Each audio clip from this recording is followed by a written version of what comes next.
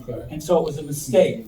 And so this is what he's saying. You can look this up in Biblical Archaeological Review. This was published there. And so basically, Warren's system gets the shaft. And so what it was is they had that tunnel didn't stop at Warren's shaft. Warren's shaft wasn't there. It kept going until it reached this here. And this is a rock cut pool. And so what they did is they had the Gihon Spring, and that was their source of water. Unfortunately, it was outside the city walls, so they built a tower out to cover it. And one part of the tower was a spring, and the other part, the spring filled up a swimming pool about the size of this room, cut into the rock, and then they could go, in time of peace, they could walk along the walls and go to that pool and have the sunlight. In time of war, they'd go underground because of the arrows, and they could get water. Set up. That's when mathematics started. Now here you can see that.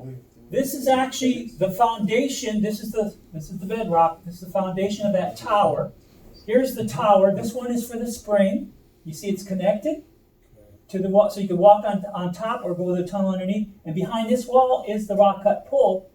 And there is the rock cut pool. There's one of my friends standing next to it. And it has this little indentation right here. And so when you get down to the end of the tunnel, you'd come out and there would be like a pier, a wooden pier.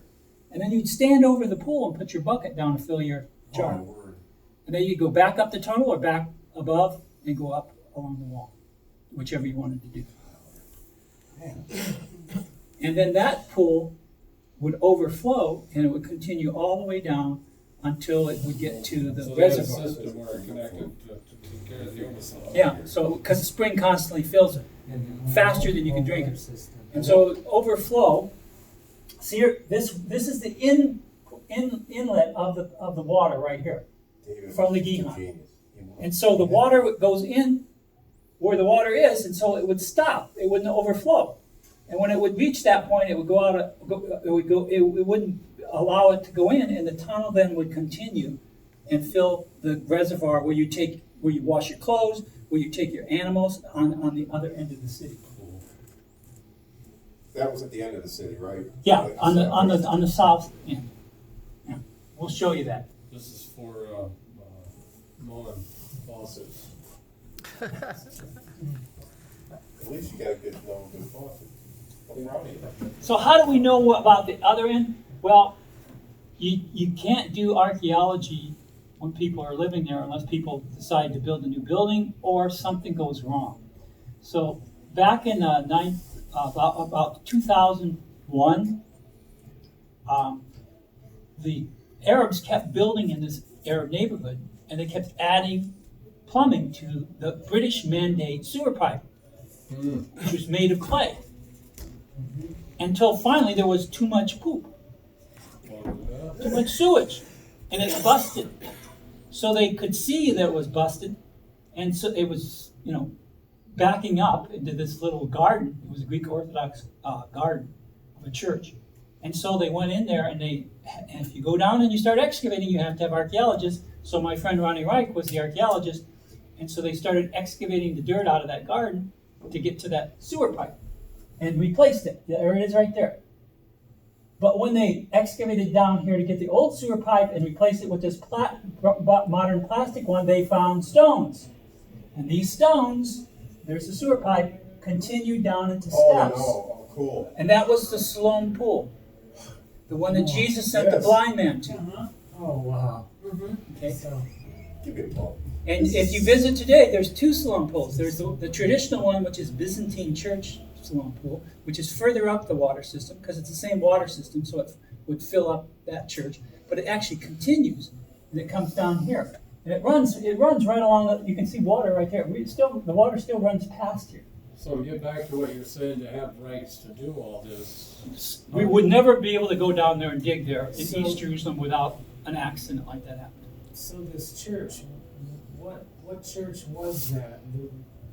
Where the garden where the It was a Greek Catholic church, and you can actually see their garden right here. We took half their garden. Now, this is the artist's reconstruction of what it would look like. Here's pillars around it, there's the steps, there's the water. Now, what they would do is a lot of the pilgrims couldn't afford lodging in Jerusalem for Passover. So they would camp out on the hillsides, and when they go to the temple, they have to do a mikvah. Well, this was a mass mikvah. That's what the Siloam pool was for. I'm not sure what's a mikvah. Well, Jesus sends the blind man to wash in the pool. Okay, It's a ritual bathing. okay. A mikvah they still use them in Judaism today. It's ritual bathing, and we even found holes in It's here. like our foot washing. Okay. Yeah. Well, by the way, Jesus would have done this too. He would have come from the outside, and he would have washed, and then he would have gone up the step street, which we call the Pilgrim's Way, between the city, and not entered the city, because if he entered the city, then he would be impure again. You have to go back around. Yeah, you have to go back and wash again. So you go up, straight up into the temple after you wash. Okay? So then, after they were at the Garden of Gethsemane, they had already done the mikvah for the day, but they'd walk through the city for the Last Supper, right? Okay, their feet touched on So that sacred would be- ground. yeah. Their So feet you have have to to be go back washed. So that For they the can be Last pure Supper. for the Last Supper. Gotcha. So that makes sense if you think I about it. did not know any of that. I mean, Wow. Oh, I was going to say, they have these poles in here so the women can bathe in one area. They don't bathe completely. It's like a baptism, immersion. Yeah. But they have poles where they would have canvas awnings to separate the men from the women. Okay, so here we are. Now, in the time of King David, the water from the Gihon would go all the way down here and it would fill up a reservoir. And there was a dam there on the wall to hold the water back between the natural rocks. So all of this would have been full up to here. In the time of King Herod, he had 2 aqueducts coming into the city. He didn't need that. So he had the mikvah made. So you have both of them together. So I took samples of that wall and I went underneath the pool because the pool, of course, was contaminated and I couldn't take samples. And so here you see there's the pool, and this is the underbelly of the pool. It's like I go to your swimming pool and I go off on the side and dig underneath to get underneath the swimming pool. And so we went underneath the swimming pool. There's the Roman cement from Herod's time, and we're taking samples. And this is mortar and rock, and this is the dam wall here. And so I took samples there as well. And these are being published now. I'm actually being published in the Bulletin of the Oriental Society for Research and the University of Chicago. And so all this stuff's going to be published. So what did you find? Well, I'll show you. well, I think it's intriguing is that you're underneath that. Don't you think about maybe it might cave in? I mean, that's always. No, a it's still possibility. strong cement. Is it really? Yeah. Yeah. It took Been a there all the time. sharp blade to cut into it, Well, the core. one thing I think a lot of us don't realize is how thick the walls are over there. They're The very walls thick. are a lot thicker than anything we've got on this Yeah. side of the pond. Mhm. Even the walls today up in the Ottoman walls, you can walk up on the top. One of the nice things if you go on pilgrimages, get that little ticket by Jaffa Gate, and you can go up the stairs and you can walk all the way around the city on the walls and see in and out. It's really a nice thing to do. Okay, so back to this. This is what I found. Here you have, of course, this is the dam and this is the pool. So this is King David's period and this is Jesus's period. And so you have things that grow around springs. So the Gihon spring has to get its water from somewhere. And so all of these underground karst caves and cracks in the mountain, going all the way up to the north at higher altitude, the water's flowing in through these underground water table, and it's coming from somewhere. And that somewhere has to have water, and so it's marshy. And so you get things like papyrus, the papyrus plant, the paper plant like you see. Yeah. You get scirpus rush, which is like the rushes on the Nile River that Moses' basket made of rushes was put into. Okay? You get willow trees growing next to it. You get cattail. All of these are evident in there. Then other things are in there too because this water is actually, flowing across agricultural land as well. Rain will wash a lot of other things in there, not just the plants that are growing next to the water, but water that flowed down from the dirt around it, the fields. And so we have cereal. We have loom, which is onion, garlic, or scallops, we have olive, and we have grape. All of these things are growing on the terraces around the city to the north. It can't be next to the city because that flows somewhere else, north, toward on the northern side of the Temple Mount. So these are the types of things we covered. Is Mount Moriah is toward the north, right? Mhm. Okay. And then we decided to get more samples, and so there's two tunnels that would take this Gihon Spring. The ones that worked with the cut pool, which was the time of King David, so that would be King David's period. And so this is that tunnel that fed into this cut pool. And here you can see the roof. So what they did, it's actually a channel. They just dug down into the stone. They didn't have to tunnel. They dug down in the stone, and then after they got it, they laid slabs of stone across it, sealed it back up, and let the water run through it. So it's kind of like a ditch into the stone. And it goes like this because they have to keep it level. You know, they don't want to drop down and can't get back up. So it goes through the city like this. I got a question for you. On the top of those cement walls where they're building up, you know, what we used to do in construction is we used steel across those, you know, beam it across. Mm-hmm. But was the stone up there stronger on the tops of those entrances as they were on the sides of the bottom? Well, the sides are solid stone. They're cut right out of the mountain. And the tops are probably pieces that they cut out when they were first digging the channel. And so they're stone too, and they lay just across the top like you lay a 2x4 across the top of it. But after a while, the water has got minerals and it seals them up. So you can see the outline of the stones, but they're actually all getting sealed up. And then the street would be right above it. In the time of King David, the street would be right above it. And here you can see the plaster. If you're going to put water through that and the stone has cracks, you have to plaster it. So there I am taking samples of the plasters. Now what was interesting is I was down in there by myself, and I'm way far underground. I'm about 2 stories underground. 20 feet. And I have this core, and I need to tap it. I had another core, and I needed to tap it in. And when I was up above, I got a river rock to take down. And so I was getting ready to take this sample, and this was a second group of samples. I'll probably show this later on, but I won't remember it now. And I was getting ready to do it, and I reached down to get my rock, and I found another rock from above.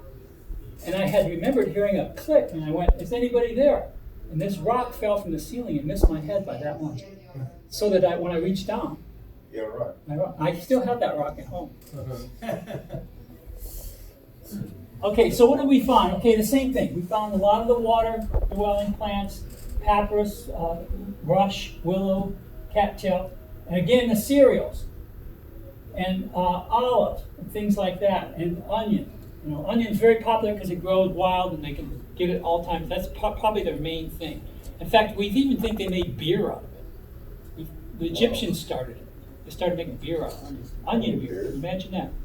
Because we don't have it now. Onion has a lot of sugar in it. Huh? What I understand. That's a high A lot of sulfur, too. vegetable. Yeah. A lot of sulfur. I took this large amount of, remember this is King David's period, this large amount of cereal, almost more than, that's a lot of cereal, 105, as evidence of the threshing floor. It would add more wheat to it because it's being gathered and taken up on the threshing floor. It's up on the top of the mountain because when you thresh, you throw it up in the air and the wind separates the grain from the chaff. Yeah. And so when the rain comes and washes it, then it comes down and through the cracks. That's just my theory. I didn't publish that theory because you have to have strong evidence, and the only evidence is that actually most of this pollen came from further north, up into the agriculture area. Okay, now, after Hezekiah, the Syrians are coming, and he needs more water in the city, so he makes not a channel, but a tunnel. And that's why this one is dry, and this one is wet. Because after they got this Hezekiah's tunnel in, the water dropped down, and the other tunnel no longer had water. The pool, the rock cut pool, no longer has water. Actually, somebody builds a house in it at one time. because it's dry, and all the water, and still today, the water is still running there. It's about 1.5 miles, well, maybe a mile. And there's no light. You take candles or flashlights and you can walk through this tunnel, which is what we're doing here. That's my colleague Ronnie Wright and one of his assistants. And you can see there's the bedrock. A lot of it's breaking off and falling down. There's still layers of plaster here. And so I'm sampling that plaster. That's my wife Sharon. She came with us on that trip. She didn't like being down here. It's dark, dank. Okay, and so what do we find in the more modern time? Again, the same kinds of things: willow, scirpus, papyrus, cereals. Okay, so in both of them, we're finding the same things. Now, in the article, and when we get into the final analysis, when all the archaeologists look at it, what we're finding is this: in the time of King David, this was a small city. In the time of King Herod, it was a very large city. But we have the same amount of grains, the same amount of olive, the same amount of grape. That shouldn't be. And so our conclusion from this work is, and it's hard to say something that all the scholars in the world will, because it's in peer review now, all the scholars of the world can shoot this theory down. But our strong theory is this: why didn't they have to increase the amount of food being grown when the population exploded? Are they starving? No. It's because they transitioned from being a regular polis, like a Greek city polis, like Hippos, where as you grow, you grow more food, and more food comes into the main headquarters, and so the amount of food goes up over time.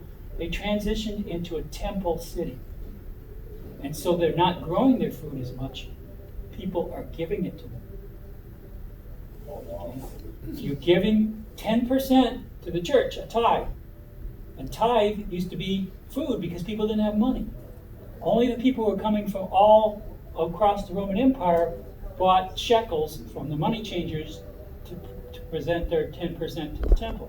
The people who lived in Israel, they didn't have that money. They only had the agriculture. The only people in that time, even in Jesus' time, that had money were the Roman soldiers. They had money to buy their salt, which was called salary, salt money. And so how would you pay to the temple if you don't have money? You give 1/10 of whatever you're growing. There was a theory when we were in school that Romans were the only ones that had mathematically brilliant people that could figure this out. You're blowing holes in this. You're just tearing it up to say, from King David's time and stuff, there was people that could do this. Because, they had people figuring this stuff out empirically. Well, if there's an example, we had a guy come this summer. I know him real well. Danny Zion, he's a coin expert for Israel. And they talked about when they presented the shekel to Jesus, the Pharisees, in the Galilee. And he said, whose face is upon it? Render unto Caesar. Caesar. From that time, we've only found 7 of those coins. Excavating hundreds and hundreds of sites. 7 of the coins that are described in that scripture. Because there's supposed to be 30, right? 30 pieces of... No. That's Judas. Okay. Talking about when the Pharisees said, should we pay tribute to Caesar? And he says, well, whose face is on that coin? Okay. That's in the Galilee. And so, with that, we've only recovered 7 of those coins from the time of Jesus. Okay, so the coinage was not that common. They had to go get one. They didn't even have one with them when they questioned. They sent for one. I don't have a coin. You don't have a coin. You don't have a coin. Could you get in your truck and go down the road and go to that guy with the coin and bring it back here? You picked a good day to skip. Okay, so that's the basis of what our information is they really became a temple city. People would bring, all these pilgrims were bringing 10% of what they owed. And that's your theory, right? Well, that's our theory we're putting in our article. Due to the findings. Due to the findings. And the lack of coinage. Course. Do you remember the money changers was all about? Because most people were coming from different places. They were traveling, so when you travel, you get American Express. You get your traveler's checks or whatever, And so you bring coinage, but it's Greek coinage or Roman coinage, or Parthian coinage, and it's got idols on it, and you can't give it to the temple, so you got to go to the money changers to get shekels. Oh. It's like going to a foreign country and exchanging. Yeah, at the airport. Okay? They're not going to take your stuff. Yeah, because it's pagan, right? Secular. Well, that's- Okay, so this is getting back to the step. So we did the pool, but because we had the permit, the government of Israel let us explore a little bit more. And there was a lot of people interested in this first century Israel. And so from the pool is the step street that goes up to the Temple Mount that I told you about. And there it is. But it's underground. It's 3 stories underground. So we had to get engineers to come in and put iron girders and thick oak boards and cranes and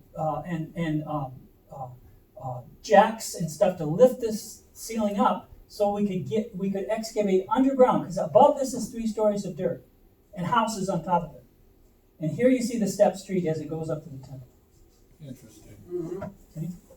It's just, and there it is in a computer simulation going on. Sure. And that's going from the Siloam pool. Wow. So, but that's kind of hard to do. When you're excavating, you want to excavate. You don't want to call engineers and stuff in and stuff like that. So we were kind of getting tired of it. But then the solution came. The guy who was funding our excavations, because this was a very expensive excavation with all that iron and wood and all that, and engineers, consulting and permits.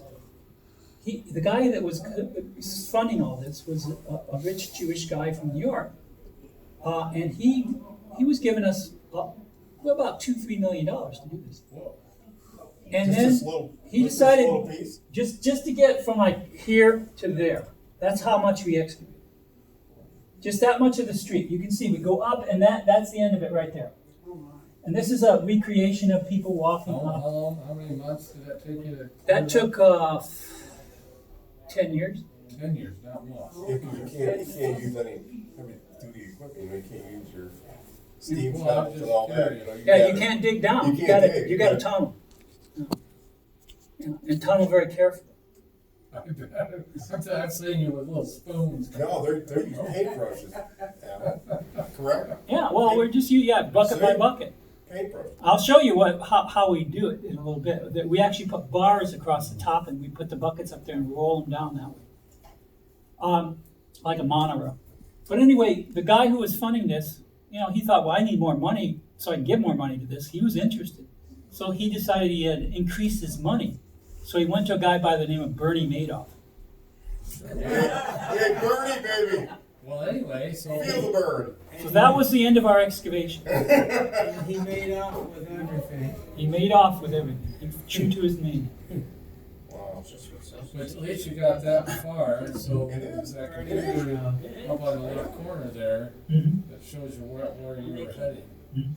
Now, Money I'm waiting for. But they built on top of them. Okay, I got that. okay, so we have like 3 stories above us.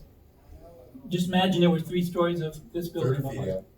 So anyway, we wanted to keep going, and so we explored, and on this side there's a storm drain that's 3 feet deep. That helps you out. And we got this guy who was in the Warsaw ghetto during World War II, who was a tunnel rat, and he explored it for us because it's really small. Now think, it's 3 stories, but it's going like this, Oh gosh. and he explored it. It's quite a ways up. But on the other side, because it's down in the valley, and you can see the larger buildings on that side because of that, the storm drain is 8 feet deep. So we can't excavate the street anymore, so we went underground. Just like Charles Warren. And we cleaned out the storm drain. And that's what I'll show you here. That's Holy it. smokes. So we had to get in there, so we had to do a little girder work. But as you walk, and you can still see the steps going up, you keep walking, and instead of going up the steps, you start going flat for a while, and you keep going flat long enough, and now you're under the street. And here's my wife Sharon walking up. Now you see, here's the storm drain, Right. and up here, these are the flagstones of the step street above us, at different levels, and we're walking up toward the southwest corner of the Temple Mount. Same thing he's doing. Wow. And here, these are side channels of the rain coming into the main channel. It says, do not go in there, because they're not safe. But and then this is in 2010, and so we got halfway up to the Temple Mount. That's an air to bring fresh air in. There's what the debris that's filling it looks like right in here. So this is what we're cleaning out. So we did that. That was 2010, but then I keep going back because I'm part of the excavation. And so we got halfway up, and so we exited right around here. And this is actually where we exited. This is another excavation. This is the St. Helena's Palace. St. Helena was Constantine, the first Christian emperor's mother. And she wanted to be in the Holy Land, so she went to Jerusalem and built a palace. And so our exit from the tunnel at 2010 was in her palace. And here you can see her cisterns and her storage areas and all that. And that's the old city in the background. So we're about halfway up there. That's 321.80. Yeah. Then we got more money and we continued. This is the exit to St. Helena's Palace, but we're going to continue on up.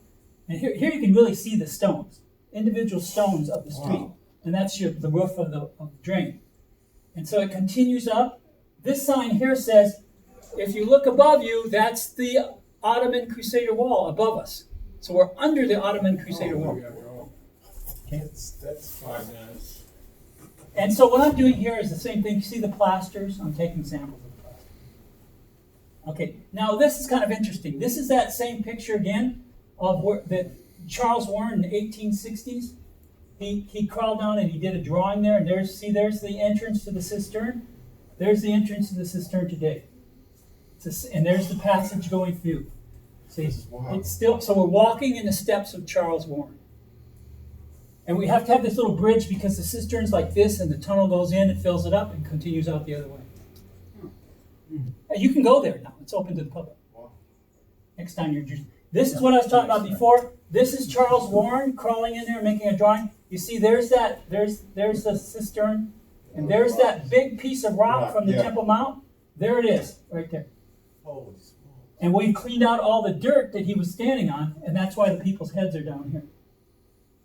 So we're walking in the steps of Charles Warren. We're going into the same underground channels as him. But he never cleaned them out. In fact, one time, him and his sergeant, they always thought they would get to these tunnels, and all of a sudden the debris would fill them up, and they'd say, well, look, if we can just squish through it, it might open up on the other side. So they kept squishing through until it got like this thick, this wide, and they got stuck. Oh, I couldn't even imagine. I mean, they couldn't even move. Thanks. They wormed their way in there and got stuck. So they had to wait. Candlelight goes out, you're in the dark, you can barely breathe. So the other sergeant says, hey, I always left one sergeant up above. Where are those guys? So he gets the Arabs and he goes down there and he sees their feet, and he has one of the Arab boys go in there and tie ropes to their feet and pull them back out. Flunking it. Okay, now, I hope you don't have to leave right away because this really gets interesting. Remember Well, we got about 3 minutes. Okay, so this is the best part. Okay. Remember I said we left in 2010 we left and we go into St. Helena's Palace? Right. Yes. You got to get out now because it continues smaller. Go to the right and it comes right. Our exit. See, there it is where it gets too small. We're still excavating. You do the exit to the right, and there it is. The Mount Moriah Foundation and Oh, Lord, it be. the western wall that was backfilled in Herod's time to build the sewers and the drains. It's never been in the sunlight from the time it was constructed. That is Mount Moriah, and those are and they're like brand new because they were backfilled in Herod's time and they were covered. Preserved. Yeah. Oh, my word. And we're excavating further down to get to the corner and go around. Okay, so how do you exit? There's a spiral staircase and you come up and there's the first century street. And all this is part of the Davidson Center. You can visit there. There's all this was underground, and in Warren's time, it's all been excavated. This is the first century street, kind of caved in a little bit. Wow. Oh, man. You can visit all that. It's like a honeycomb. Yes. There. There I am taking more samples, and these are the results. Very similar results. Same results. Uh-huh. Lots of green, lots of Right. onion. Some onions, right? Onion beer, Yeah. the storm drain that's at Hippos, I'm gonna compare that storm drain in the 1st century to this storm drain and see if the data is Wow. similar. And I'll publish that next year. So how do we get your publication? Oh, they're online. You can go to academia.edu or ResearchGate and all. Okay, We, with your yeah. sister here. Okay. So, and this is that story I told you. What was that sound when the rock fell? on Yeah. my head? Okay. They found me down there unconscious, like Charles Warren. What's that sound? Everybody look at this. Okay, future sampling. We want to take more samples all the way up to the Temple Mount. And this is Ronnie Reich and one of the other archaeologists. This is in the Shiloh inscription. It's actually in the museum in Istanbul because this was under the Ottoman Empire. And when they were doing Hezekiah's tunnel, they were worried about the Syrians coming, so they had 2 carving parties. And so they were carving from opposite directions. Yeah. And they would stop and listen. And finally, when they could hear the other guys, and so they started trying to find each other, and they went like this. And then finally, they found each other, and they put this Inscription? inscription. Yeah. That's there. There's a facsimile of it there on site, but the original one isn't. Museum? Okay, that's it. Thank you.